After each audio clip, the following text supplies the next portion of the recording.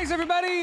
Welcome to Build. I'm your host, Ricky Camilleri, and now for something a little different. Deep in the heart of Bushwick, a group of extremely talented singers, actors, burlesque dancers, ballet dancers, acrobats, opera singers are presenting a, quote, baroque burlesque reinterpretation of Lewis Carroll's classic Alice in Wonderland called Queen of Hearts. It's incredible. It's led by the founder, artistic director, and choreographer of company XIV, Austin McCormick.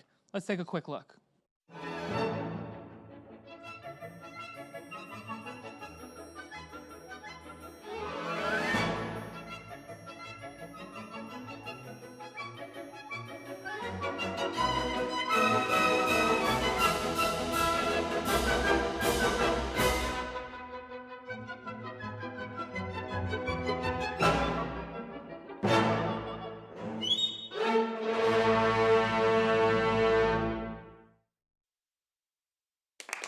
Everybody from Queen of Hearts and Company XIV, Michael Cunio, Lilin, Storm Marrero, Lexxe, and Austin McCormick.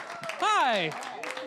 Thank you so much for being here, and thank you so much for putting together this show, which for me personally was one of the most wondrous, amazing experiences I've ever had at the theater. I'd never seen anything like it, and it completely blew me away. But let's talk about the history of Company XIV first before we really get into the nitty-gritty of Queen of Hearts. You started in 2006? Yes, that's true. Thank you for having us, by the way. We're excited to be here. Again, thank you for putting on an amazing show. I'm the one who should be thanking you here. Don't worry, it's a privilege. But tell me, how did the company start, and how has it expanded into what it is now? What was the initial vision? So I started the company in 2006, right after I graduated from college. And it really started as a project company. I really was looking to fuse all the things that I love together in one place. It started off in a little bit more of a dance theater kind of place, but as the company has evolved, we incorporate burlesque and circus, and everybody has a classical background. So we're all looking to kind of take that education and kind of twist it a little bit. So it started off as a dance company kind of thing, you said? But yeah. When did you become interested in burlesque and circus, and what was it like when you were first starting to try to incorporate that into your work? So my background is in baroque court dance, which probably don't hear that often. Kind of weird and obscure, but I just remained stoic, yeah, like I knew what it was. Yeah, Totally. Baroque court dance, yeah, of course. So when I was a little kid, I was about 8 years old, I started studying this dance form that was really the beginning of classical ballet. So I learned to reconstruct those dances, and I had this amazing French dance historian who would also reconstruct the costumes as well that accompanied the dance. So that aesthetic. At 8 years old. Yeah. Didn't everybody? So that really. What did your parents do? Were they dancers? Were they in the arts? Not dancers, no. My dad's in equipment leasing. My mom has an essential oil towelette company. So I don't know how the hell this happened. They're wondering that every single day. Equipment leasing. Yeah. There you go. That's amazing. But they've been super supportive of everything that I've wanted to do, and they're a big part of how I was able to start the company. So my family is incredible. But anyway, my Baroque background really influenced the aesthetic of the company. That's why we have the powdered wigs and the heeled shoes and the corsets, and that's why the environment is, chandelier clad, and everyone's drinking champagne and sitting on Baroque couches. I had a lot of the champagne. Oh, good. That's good. It makes the show better. Some of the house cocktails as well. Oh, amazing. I drank a lot. It was great. Good. It's an essential part of the experience. It felt like it was, and I felt like go for it. How you have all of these are members of your of the company right here. How long have you guys been members of the company? Who wants to? I started out in 2016, so it's a little over almost 3 years now. So yeah, I started out with them. We weren't at that location first. We were basically jumping around from place to place. Austin had one location in particular, but we lost that, and then we were going around like the Minetta Theater and Irondale Theater, and I started out with them in the Irondale Theater in Brooklyn as well. That also seems so kind of fitting for the work that you do as well, though, like a traveling Baroque performer. Yeah, that's how it feels. Yeah, definitely. Exactly. Lex, when did you join? I think it was last year, right? Yeah, no, I did Cinderella. Oh, that's right. Yeah. I did Cinderella with them last season, and I think I started with a variety show, and that was my first stage to sing on. Austin kind of gave me that, which is cool. Wow. He was like, "You sing," and I was like, "Yeah." I'll sing for you. Did you not know that you sing? Because you've now released music, right? I know. Well, it kind of, Company XIV has helped with that. I started as a ballerina, classically trained. And one day I was like, I want to be in a punk band. And I quit and I started singing. And I had actually auditioned for the company a couple times. You've heard the story like 50,000 times because it's my favorite. I had auditioned as a dancer, I think 3 times. And once I kind of found myself, I sent in a singing video. And I think Austin immediately saw that and was like, oh, okay. And then I joined. And that was really the first time I sang in front of an audience, was a variety show that we did. And Michael, what about you? I joined, 2 seasons ago? Shortly after Storm. So Storm and I used to work together at a different club, and found her way to XIV, and then shortly after I found my way there as well. So it's my 3rd show with them. Lilin? I was just a burlesque performer, and I was spotted by Austin at a show, and then I was asked to join the variety show we were doing at the Slipper Room. And then next thing I know, I was asked to do the variety show in the theater, and then I was offered the lead role of the stepmother for Cinderella, which was a dream come true. And yeah, so it's been, I think, about 2 years. And so, Austin, are you hunting consistently for new members of the company or people to bring into the fold? How does it work? I'm always on the prowl looking for, really talented people. Everybody in the company is so multi-talented, which I think is one of the things that makes the company so special. There's a feeling of like you're watching the show and you're watching a burlesque dance, and then all of a sudden it turns acrobatic and it turns into circus or it turns into ballet. When the ballet started, I was flabbergasted. I didn't know that we were going to go there. Right. Yeah. Yeah. And I mean, you in the show, it's insane what you do.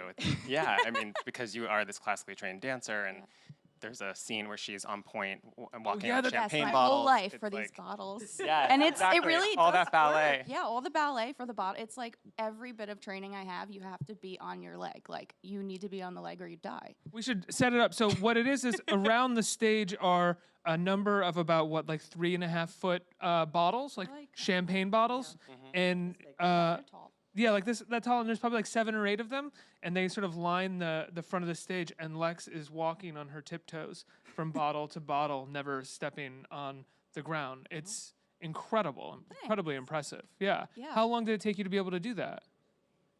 Well, Did it like in the first rehearsal. Yes. I feel like my job is to come up with like the craziest ideas that I can think of, and then like if he Try to- dreams it, try to we throw them make into it it. a real thing. He's like, so you're gonna walk on bottles, and I was like, okay. And I think I actually suggested the point shoes because I felt like it would be better than regular shoes, just because of my background, and it did work. We did it in the first. I feel like there's funny footage of the first time. Yeah. And now you, the space itself in Bushwick, you were just telling me before we started that you demoed it and you built it out yourselves. Now, how much do you change when it comes, I'm sure you changed the set per show, but then there were things like 2 of your performers were essentially on a chandelier above me, climbing around on top of it while singing. Now, is that a chandelier that you specifically thought of for this show, or is that reserved now for like every show that is going to happen there? Yeah, so that crown apparatus was a custom piece we made for this show. So with every show, we try to add an element to the space that makes it special. We really love the immersive environment, so it's important to us that it's really a 360 experience for the audience in terms of, it not being a proscenium experience necessarily, or a kind of flat in that way, but that it really feels alive. Oh, absolutely. I mean, performers are interacting with you when they're coming off stage or in between acts. It's wonderful. There's never a sense of a wall between anybody. What is your process like choreographing these shows in between? Because I know you do the Nutcracker every holiday season. So how do you work with with all these guys and the rest of your performers to come up with all the ideas? Is it a workshop kind of thing, or do you come in with a list of ideas and that's what you try to produce? I come in with a strong sense of what I want to do, but they're also, like I was saying, multi-talented, and just the things they can do are so crazy that they end up inspiring it to go to a place that I couldn't have imagined. So, we have an opera singing aerialist that is just an incredible opera singer that sings, on the pole. Tears for Fears. I mean, It's it's just crazy. Like Upside things down that, in a corset. yeah. So they all really influence what the show becomes. So it is very collaborative in that way, I would say. And that's, I think, a credit to him, too, because every show that we do, even if it's a show we do in rep like Nutcracker, it always changes its shape. It always changes its form depending on who is in the show at the time, what skill sets there are to exploit. And he's very much like, this is what I want. just go with it. And it is such a collaborative relationship because he's so smart about hiring people that have something unique and specific to bring to the table, and then letting them just bring that to life in the best way. And that's my thing with Austin, is like, you never know when things are working, you know when things aren't working. So as long as you don't get an email, you're on the right track. What is the email? Is the email like, this is That sucks, change it. Better. No. Okay. But it does seem like it is that kind of collaborative relationship where, as a director and choreographer, he is watching to see what challenges you and what works and what you're responding to, and sort of and going with that, right? Yeah, and I think, I mean, I don't want to speak for you guys, but you guys are in the company because you kind of want to be pushed in that way, and I'm interested in that as well. So I think that's the beauty of the creation as well is he allows us to pick songs, and we work together in picking the right songs for the right scenes. Like, I absolutely love Don't Let Me Be Misunderstood, and when the opportunity presented itself to do this role, I really wanted to incorporate that because I wanted, like, for example, I play the queen, and I wanted to give her some type of humanity. And also, like, with the bow down bitches, I'm sorry, flawless. You can curse, it's okay. I can say that. with Beyonce's Flawless, like, we incorporated Flawless, but then in that song, there's this spoken word piece by this amazing activist. There's a lot of words. I'm like, I'm trying to figure this out. So I'm a poet. I incorporated my own poetry, you know, empowering women, body positivity. So Austin allows that as well. Like, he incorporates, if it works for the scene, if it works for the play, he allows it to happen. And it's a beautiful thing. It's a beautiful collaboration.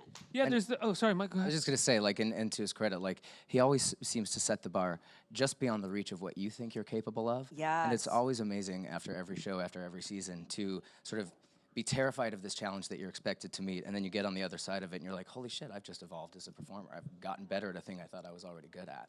And, like, never in my life would I expect I'd be singing bare-ass naked in a thong. Like, I was speaking about body positivity. that's Like, I was another thing. terrified about the company because I'd been so familiar with it prior, and it's just these gorgeous, tight, beautiful bodies. I'm like, the fuck am I doing up here? But then, you know, 2 seasons later, I'm just, yeah, there's my ass. You know, let's get on board. Yeah, I do an act now where I smoke with 3 cigarettes. That's right. And I used to only do 1. I smoke cigarettes with my foot.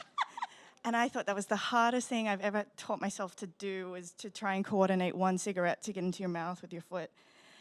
And then And then Austin's like, I want you to not be the smoking caterpillar. How about 3 cigarettes? I'm like, Okay. okay, okay. And now I go back to 1. I'm like, oh, this is so easy. we got to try 12. And they're going to try 12. Oh my God. Were you gonna say something, Lex? I was gonna say that isn't that a lot of people's nightmares? Like, they wake up in a dream and they're singing naked in front of people. We do that every day. Pretty much. I know, but it's amazing. It must be freeing. You must not have that nightmare anymore. I don't have that Well, the nightmare rest of anymore us at are all. suffering that It's nightmare. a different It's nightmare gone. now. It's like my guitar falls off or something. No. You're clothed Standing on singing in champagne front of bottles. people. No, now my nightmare is standing on champagne bottles. When did you, obviously it's called Burlesque Baroque, so much of the show is steeped in burlesque, and I'm sure the history of burlesque as well. I wish I knew that. That was one of the things that I was like, oh, I want to go read a book about burlesque now because this seems like it knows so much about it. When did you become fascinated with burlesque, and how does that, did your interest in Baroque have anything to do with that? Do they correlate? It does, yeah. For me, obviously we incorporate the art of strip-tease, which a lot of people think is burlesque, but what we strive to do is really to mock, to kind of mock the classical, to kind of take the classical elements and have a sense of humor with them or reference them in an unexpected way. So for me, that's kind of at the backbone of our burlesque element. We're sort of taking, you know, for example, there's a song in Queen of Hearts that our opera singer, Marcy Richardson, has made political and humorous and changed some of the lyrics, and that's something that's really at the root of sort of what burlesque is. It's a comedic send-up in a lot of ways. Almost to the point vaudevillian. Yeah. Like, Yeah. very vaudeville. Well, and that's in the burlesque community, which we all sort of freelance in outside of XIV. There's kind of this thing. It's like, what happened first? Did she tell the joke or did she take off a piece of clothing? Nobody really knows how it immediately evolved into what it's become, but it's always been informed with this sort of comedic aspect and this socio-political aspect as well. Yeah, that's the Tea Party scene where she goes into a political, basically a political opera song.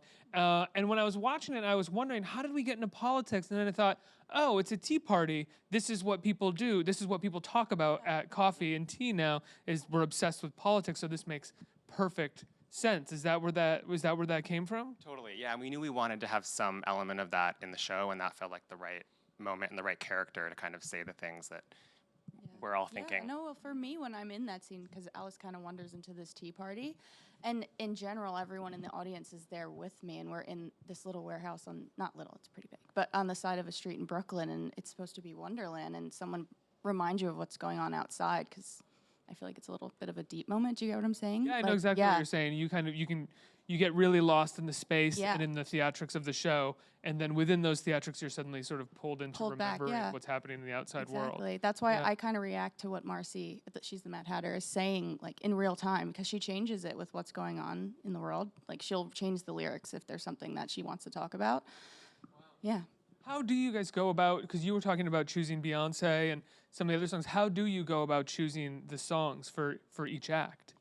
Well, sort of my favorite part of making the show is that it's such an eclectic mix of music and periods. And some original songs in the show yeah, as well, and Lexxe right? wrote an original for the song for the show. Thanks, guys. Oh my God. Yeah. But that's one of the fun things too. It's like everybody does something so unique. Like Storm is this incredible gospel soul singer. Marcy, as we said, is an opera singer. I'm a rock singer. Lexxe does a little bit of everything. And so we really get to have fun sort of creating this tapestry of music that keeps the show from feeling like any one thing. Like no matter what you're into, somebody's going to find something that they're totally moved by. And yeah, that is, I remember like he'll usually send out a list of ideas and maybe he'll go back and forth. And that really is the most fun part of the process, because then you start to see the idea take shape and realize what kind of experience it's going to be. And the beauty is the reinterpretation, because of course you'll hear a song that you know by a certain artist, but once you hear it from someone else and you hear it in a different scene, in a different place, it takes a whole new meaning. And that's the beauty, like when Cunio singing White Rabbit from Jefferson Airplane, I'm like, you know, it just changed, it's very much a part of the story, because White Rabbit is pretty much a telling of Alice in Wonderland.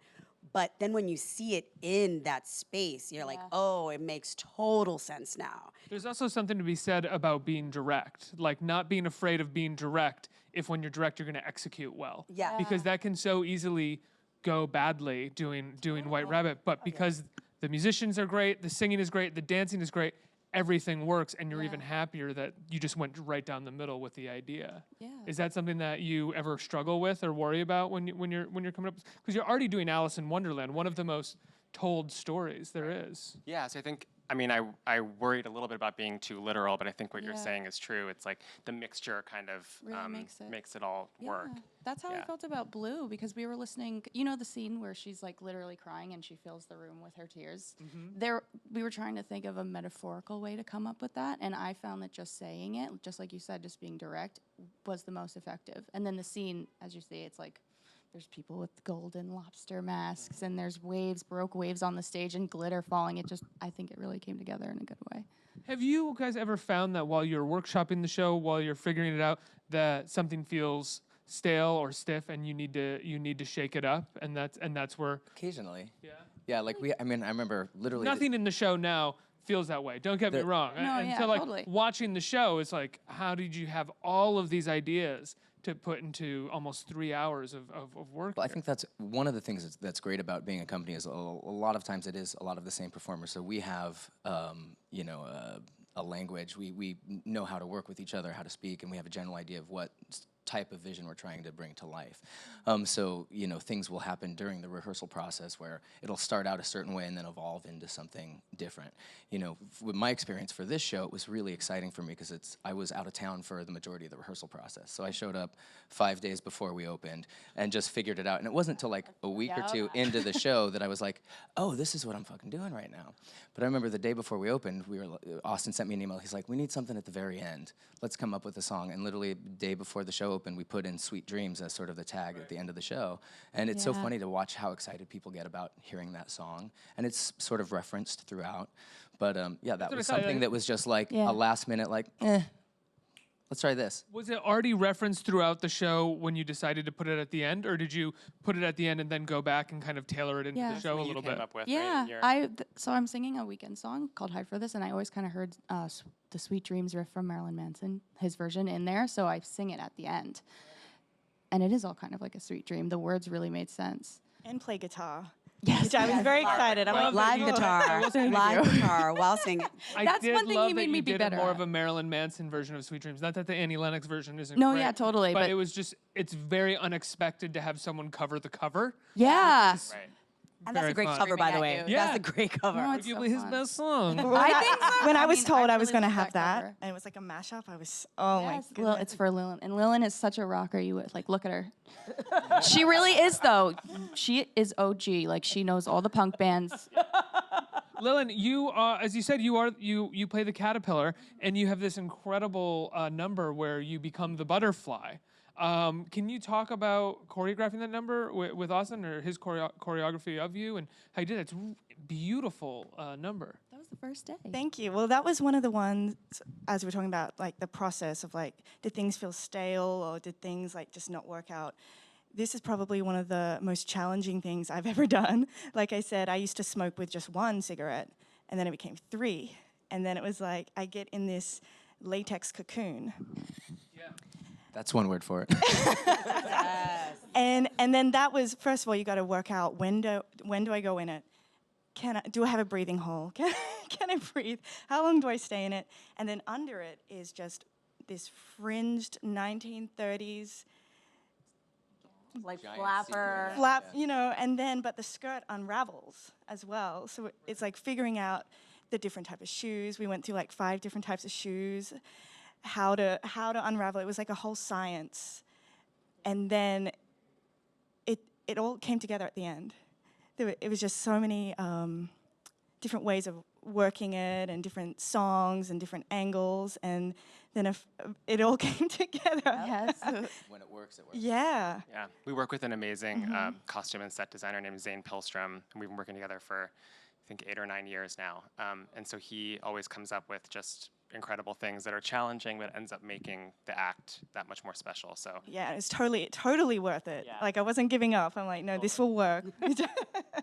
Yeah. And Storm, as you said, you play the queen, who doesn't really appear until the final moments. It's an incredible entrance, I have to say, because I think it was after the second act. Someone there was like, "What do you think?" And I was like, "It's incredible." And they go, "You just wait for the third act." And then the third act was you appearing, and it was so great. What is it like to sort of have that pressure on your shoulders that you are going to be the sort of final reveal? Well, it's a lot of pressure, and then the build up, because I'm hanging out in the back. That's what Like I'm hanging out, I'm just seeing everybody kick ass, and I'm like, all right, here we go. And I've always said this, and I've told Austin this, iron sharpens iron.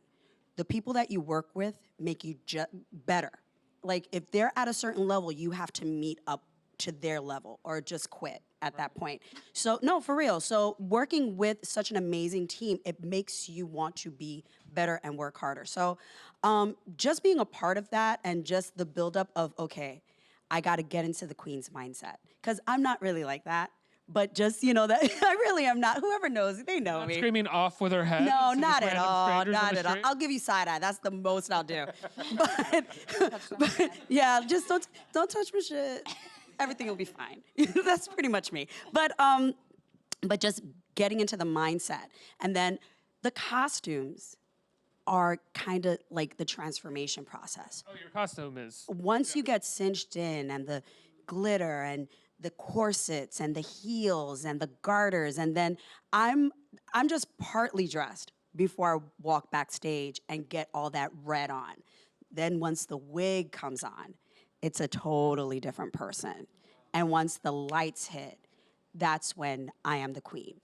And it's empowering for me because again, I'm very much pro body positivity, Afro-Latina. I'm constantly representing myself wherever I go. Like when you see me, this is what you see, and this is what I'm always gonna represent. So having that space to see this big Puerto Rican bitch in front of you, like it's to me, it's like it's the best thing in the world. Not just to you. You appeared, and I was like, you appeared on stage, and I was like, fuck yes. Like, let's go. It's a great moment, and it's a great moment. And then not only that, I speak fluent Spanish, so once I hear people in like the audience, like audience members with the heavy accent, I love the. Ay, gracias, mi amor, gracias por haber. Oh my God! Like, it's just so fun. It's so fun. And then when I see my big girls in the audience, once they see me come out, they're like, yes, bitch, yes, I'm representing you. You know, Lex, speaking of pressure, you're basically on stage for the entirety of the show. You That's are very true. You are Alice. Yeah. Had you had any experience sort of anchoring a show like this? Was this new for you? How did Austin present it to you? Well, we had a meeting, and you're like, so you're Alice. You knew that, right? And I was like, no, but okay. I think, no, I've never had something that I was pretty much at the forefront of. Perhaps Clara, when you're young, like every ballerina is Clara, just so everyone knows, like everyone's Clara. And my mom was like, oh my God, you're going to be another Clara. And I was like, no. Slightly different. Slightly different. Yeah, this was definitely a challenge. And I think even now, like Austin gives great notes every week for us to like stay inspired and keep up with the show, because when you do something every night, you have to find something that inspires you each night to make it different. And I mean, it's not hard at all. You've seen it before, but finding something for me each night that I'm going to focus on is an interesting challenge, and it's helped me grow as an actress. Like if you told me I was going to be like acting, there's a lot of acting. You see with Storm, first of all, it's easy, because she's like my Puerto Rican mommy. And I'm like, yell at me. No, but yeah, no, this is definitely the first time. And it's a fun challenge, and I love it. And also, I think for you and your character, Yeah. you are maybe the only person on stage where there is a bit of a wall between you and the audience. You're not Yeah. necessarily breaking that wall Yeah. as much. It almost is important for you as Alice to sort of be a not. bit more removed than some of the other performers. So that's even more of an actress's space, and a Yeah. space where maybe you're not drawing as much inspiration from the audience as some of the Yeah. other performers can. That's definitely true. I think I noticed that even in this, I try to stay in Alice until I get up the stairs after each act. Once the show starts, I feel like I'm really in her shoes. And she's an interesting character, although I do relate to her a lot, and I think maybe that's why you like thought of me for this. But yeah, I think I definitely stay in the world for sure, just like you said. That's interesting you noticed that, because I didn't even really think about that I don't But really else interact kind of with the like audience. go into the Everyone audience else and can, plays yeah. in the audience a lot more, and even sometimes interacts with them. But it seems like Alice, because she's kind of the gateway into this Yeah. whole thing, can't do that so much. She has to Yeah. sort of remain in one place. I remember when we were creating it, you told me that wherever I'm watching is telling the audience where to look. So I think that's kind of what I'm really, really meant to be doing, is that you're watching it through my eyes. And another really key point in when we were creating is that it's all by choice. Everything that happens, I've actually made happen to myself, which is interesting when you think about it, because I die. Awesome. kidding, What it's not was a the spoiler. what was the most difficult sequence to choreograph, to put together? What was the most difficult for us to do? I think maybe Lilin. maybe the caterpillar strip, as Lilin was talking about. I think that took the most rehearsal. That was the most unusual. And just so costume you guys element. can get a mental visual, she's a gimp when she gets out. Like she's a gimp. Carried in the she's air. Carried. She said latex, but she's a gimp. She's a gimp. literally She's a gimp gimp. suit. She's covered can't from head see. to toe in latex, and she's carried out by three beautiful men, Incredible entrance. and just like this, and it's insane. It's insane. Smiled to my And she's face smoking thinking a about it. cigarette. It's insane. I was sitting on one of the couches watching, and they brought the gimp. I went, "What the fuck? This is amazing!" Just when you thought. Yeah, which the show consistently does. consistently, right. Just when you thought like you couldn't go one step further or make me smile even more, a new idea comes that is shocking and refreshing. Totally. That's one of the cool things, especially about Lilin's number too, is it's like she has this grand entrance, and then just her getting out of the suit is its own number. It's its own act. And then she does this whole strip-tease thing that's its own completely separate thing. And then she like fully finishes the transformation, turning into this butterfly with this incredible set piece that I don't want to give too much away. But that's a whole third, like that one number is almost like an entire story in and of itself. Like, and that, you know, again, the surprise of that, it just never seems to end. And it always, the whole show is just topping itself, topping itself, topping itself. You think you've seen it all after the first act, and we've got 2 more acts to go, and people's mind just to watch their experience of watching the show is so much fun. I think my favorite part is, just like you said, like destroying the classical. In the second act, I literally twerk on a cake. And like, yeah. Like Show unless she's twerking on a cake. It's not a show unless I twerk on a cake. And it's, tell me that's not destroying the class. Like you see me this whole time. I come out in a, like, I Marie Antoinette basically when I come out, and I twerk on a cake. I don't know how else to explain it to you. I twerk on a cake. I'll say You really it just have to see it. You see just the have to show. come. Well, It's really a testament to how many amazing, fun moments there are in the show that you guys keep bringing these things up, and my brain keeps going, oh, yeah, that incredible thing, too, that you did. I have a question coming in from Twitter. It's Build Series is featuring my favorite lovies from company XIV and Cunio. I'd love to know if there's been a time when the audience may have been a little over-enthusiastic. If you know what I mean, LOL. like touchy. I mean, there seems to be some innuendo there. Some secrets are meant to be kept, but Fair. I would say if you want to find out, you got to Oh come my to the show. great answer. That's really good. And to be fair, like one of the highlights of the show, you know, in between acts, we have these gorgeous, beautiful people running around serving shots of absinthe. So just plant that seed and let it grow, you know. Although I have seen a lot of making out after the fact. Yes. Like once we leave the theater, like we recognize audience members and they're like in the street just hugging and I'm like, on. oh yeah, we turned you on. inspired. Get it Turned going. on. This, Get it you- going. it's definitely a show to see if you want to seal the deal. Like, Yeah, it's pretty that we will Extremely grease your hot. wheels. It's an extremely hot show. Yeah. A couple more questions from the audience. What do we got here? Hey. Hi, how's it going? I was curious, with a show as crazy as this one, what's the backstage life like? Is it serene? Is it crazy? How during the show? How does that go? It's nuts. Diva Like corner? A lot of naked bodies. Here's A the lot of naked bodies just running back and forth.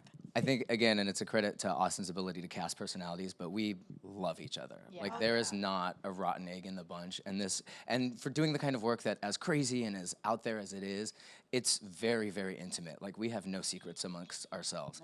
And if we didn't have the support of each other, like, you have to understand, we have dancers and singers and support tech, but 90% of the costume changes we're doing on each other. 90% of the set moves is coming from within and out of the show. It's the performers, and there's no backstage to speak of. So everything is just very haphazardly but artfully arranged in such a way that we can make it from point A to point B every night. But if we couldn't all work together with a sense of humor, the whole thing would just fall apart. Yeah, and there's a lot of helping amongst each other as well, because we have a really great costume coordinator that she's the one that works with our costumes. But when she's running around doing 101 other things, if there's one of us around, like, hey, I need, like, there's constant help, because there's like, it's a great camaraderie that we have backstage. So, yeah, Members of the cast are also serving drinks and are Yeah. bringing you to your seat. Yeah. definitely. One more question. Hi, guys. Hi. So we have a question from our site, and it says, have you ever felt self-conscious when doing burlesque? And if so, how do you move past that feeling? Hi, big girl right here. You pass that. The beauty of burlesque is that it comes from the word burla, which is fun. It's comedy. It's a mixture of vaudeville. It's a mixture of tongue in cheek. And when you find yourself kind of, I'm not going to do this. I'm not going to. Once you really shed that literally and figuratively, that mentality goes away with whatever clothes you left on the floor, because there's also a really great response from the audience, because there's a lot of audience members that are fearful, and a lot of them may be projecting their fear, but a lot of them are utilizing you to let go of that fear. So when they see how fearless you are, they're like, oh, people eat that up. So yeah, a lot of it is mental, and especially for myself as a burlesque performer and Lilin as a burlesque performer, it's little piece here. But once you get on stage, once the music hits, once the lights hit, that's gone. And also, once you're a character, you're not yourself. Yeah. So you're not stripping. Yeah. And It's the it's much character. easier, yeah. It's true. Like, I would say, because, like, I don't, you know, I was a burlesque MC and a singer, but I never had a background. Like, I've never been naked on stage in my life, and never wanted to be, and was absolutely terrified of that aspect of it. But then you put on these thigh-high 6-inch stiletto stripper heels and a corset, and then the lights go out, and you just have no choice but to just show up and embrace it. And it's terrifying, but it's Show up also and show out. I think extremely there's a bit liberating. of joy Yeah, too. it's extremely liberating. It's just like what Storm was saying, how once you put all the layers on, you become the queen, and it doesn't matter anymore. Yep. You're something else. I feel like for me, there's a bit of joy in feeling comfortable in my body finally arriving at like 25. And I think Austin and the company has had a lot to do with that. Growing up in the dance world, we're all kind of told like terrible things, but this place accepted me as I am. And I mean, I've never been naked on a stage. I think Marcy or someone taught me how to put on pasties my first day. And like, I was like, all right, here we go.